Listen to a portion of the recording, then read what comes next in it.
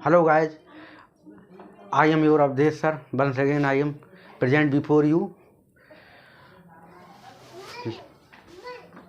Last part B taught you about figure of speech. We taught you 7 figure of speech. Both angles, these figure of speech is are very important. So now I am going to teach you next part of it. इसमें antithesis the opposing clauses phrases और sentences usually within parallel grammatical structures. विरोधाभास, इसको भी हम विरोधाभास कहते हैं। Oxymoron के लिए भी हमने विरोधाभास बताया था, लेकिन ऑक्सीमोरन में क्या था कि उसमें 2 शब्द दिए होते थे, एक दूसरे के अपोजिट होते थे। इसमें 2 वाक्य होते हैं, 2 वाक्य एक दूसरे के बिल्कुल विरोधी होते हैं, विपरीत होते हैं। जैसे मैं आपसे कहूँ united we stand, divided we fall. It means United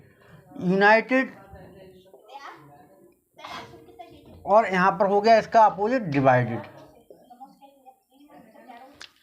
okay, ये 2 सेंटेंसेस हैं, अलग अलग हैं। Man proposes, God disposes. Propose and opposite इसका हो गया डिस्पोज। ओके, एक दूसरे के विरोधी होते हैं, वाक्य होते हैं। To error is human, to forgive divine.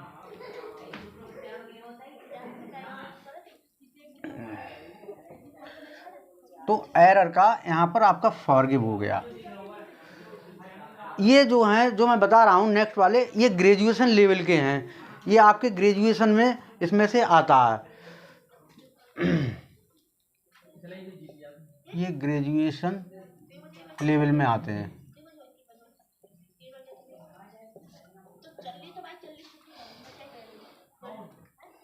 ओनोमोटोपोइया, it is a very important figure of speech.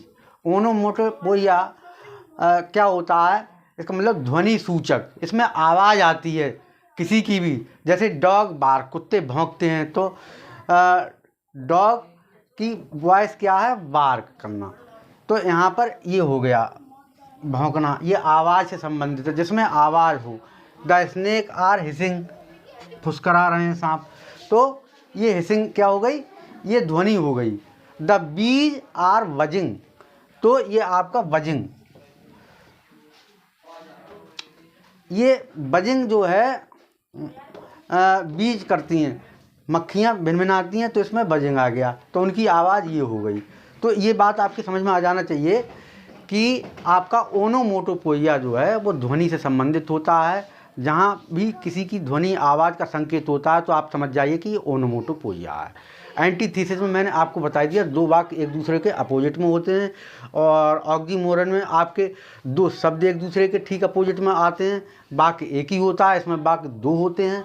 और उसके बाद में आपका ये आता है पैराडॉक्स, ये असत्याभास। इसमें कोई भी चीज़ जो है ऐसा प्रतीत होती है कि ये जो है असत्य है, गलत, ऐसा हो नहीं सकता, लेकिन उस चीज़ को हम अगर बहुत गंभीरता से देखते हैं तो लास्ट में हमको पता लगता है। जैसे a paradox is a statement that contradicts itself और a situation which seem to be defy logic. ठीक है, ये जो है इस बात को डिफाई करता है कि यहाँ पर कोई भी जो स्टेटमेंट दिया जा रहा है वो गलत है, असत्य है।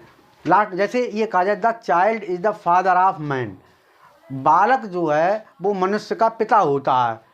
तो इस बात को आप वैसे तो ये लगेगा कि ऐसा हो नहीं सकता बच्चा पिता, लेकिन थोड़ा सा हम इस बात को चिंतन मनन करते हैं कि कोई भी बात ऐसा नहीं है कि पिता जानता। अगर बच्चे को भी कोई नैतिक ऐसी बात आती है तो वो भी कहते हैं बच्चा बहुत गुरु है, ये तो पिताजी का भी पिता है। तो मतलब कुछ लोगों में बहुत ज़्यादा एक्स्ट्रा क्वालिटी होती हैं, तो इसलिए ये कहा जाता है। जैसे जंबो श्रिम्प, जंबो कोई बहुत मोटा आदमी है और ये होता है बहुत पतला झींगुर की टाइप का, तो ये भी मतलब बात कैसी है, असत्याभास में प्रकट हो रही है। तो मैं आपको यही अभी इतने 1 2 3 ये 3 मैंने इसको आपको समझाने की कोशिश की है, और इसमें मुझे उम्मीद है कि आप इसको बहुत ध्यान से थोड़ा सा नोट भी करेंगे और एक बार देख लेंगे। कम समय में मैंने ये समझाने की कोशिश की है। उसके बाद में मेरा थोड़ा सा पढ़ाई के साथ साथ मोटिवेशनल लेक्चर भी रहता है, तो अब इस पर आप ज़रा सा इसको कर लीजिए, इसको सॉर्ट आउट। डियर गाइज, आज का मोटिवेशनल व्यू क्या है हमारा, इसमें जैसे सुबह को 4 बजे उठना, सुबह को जल्दी जागना।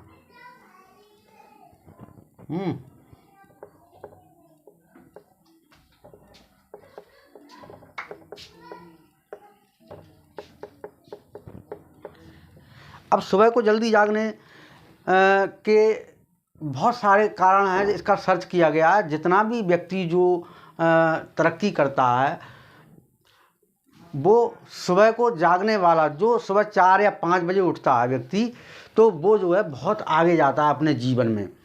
इसके बहुत सारे उदाहरण लिए गए, चाहे सचिन तेंदुलकर को देखो, चाहे मुकेश अंबानी जी हैं, या जो बड़े बड़े हमारे यहाँ के लोग हैं। क्योंकि उस समय जो व्यक्ति उठता है उसकी मेमोरी बहुत अच्छी रहती है, पहली बात। दूसरी बात यह है कि वो हमेशा सारी दुनिया से आगे ही चलता है। 2-3 घंटे का जो समय होता है वो पूरे दिन में कवर नहीं हो पाता है, और वो सुबह को अपना कवर कर लेता है। उससे क्या रहता है सुबह उठने से, कि वो एक तो उसकी मतलब बहुत ज़्यादा जो शारीरिक क्षमता है काम करने की, वो भी अच्छी रहती है।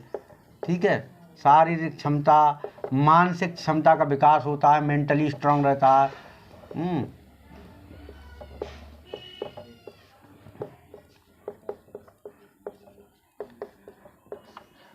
अंग्रेजी में भी एक कहा गया है कि early to sleep and early to rise, जल्दी सो और जल्दी जागो। ये दोनों चीज़ें बहुत अच्छी रहती हैं।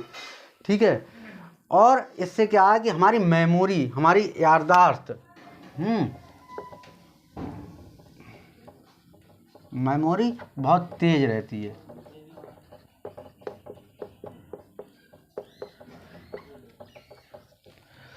मैं आपको विश्वास के साथ कहता हूं कि आप 1 साल तक सुबह को जल्दी उठ करके देखिए, फिर आपका शरीर भी वैसा ही हो जाएगा, और आप हमेशा हर काम में बहुत एडवांस रहेंगे। आपकी सोच अच्छी होगी, आप बहुत प्रोग्रेस करेंगे, और नई नई ऊंचाइयों को आप छुएंगे। लेकिन जो व्यक्ति सोचता है कि नहीं, कोई समय निश्चित नहीं है कि 11 बज गए, 12 बज गए, और वो सुबह के लिए सोचते हैं कि हम 8 बजे उठें या 9 बजे उठें, तो भी शरीर फिर वैसा ही हो जाता है। हम ये नहीं कहते कि आप आराम 2-4 घंटे कर लीजिए, लेकिन अपना एक अभ्यास रखिए कि मुझे 4 बजे उठना ही है, क्योंकि सुबह 4 बजे के और 5:30 बजे के बीच में ब्रह्म मुहूर्त है। वेदों में भी कहा गया, शास्त्रों में भी कहा गया है कि जो व्यक्ति सुबह के लिए उठ करके ध्यान मुद्रा में बैठते हैं और क्या कहते हैं, जो पढ़ते हैं, उनकी मेमोरी और मतलब उनकी क्षमता, उनका विकास हर व्यक्ति से अलग होता है। और जो 90% ऐसे लोगों का सर्वे किया गया है, तो सुबह उठने वाले लोग जो जल्दी उठते हैं वो हर प्रकार से और दीर्घ आयु को भी प्राप्त होते हैं। और आज मैं आपको थोड़ी सी इतनी बातें बता रहा हूँ। और एक संदीप द्विवेदी जी ने 4 लाइनें कही थी उसके लिए, कि सब जाग रहे तू सोता रहा, सब जाग रहे तू सोता रहा, और अपनी किस्मत को रोता रहा। फिर आप अपनी किस्मत को रोते रहेंगे, ऐसा ना हो, इसलिए आप जल्दी उठिए और अपने विकास कीजिए। इसी के साथ मैं अपनी बात समाप्त करता हूँ। ओके, ठीक।